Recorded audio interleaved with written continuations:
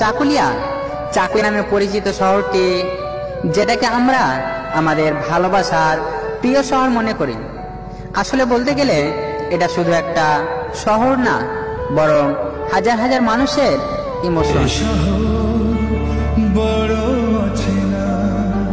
কেউ বোঝে না তাকে হায়,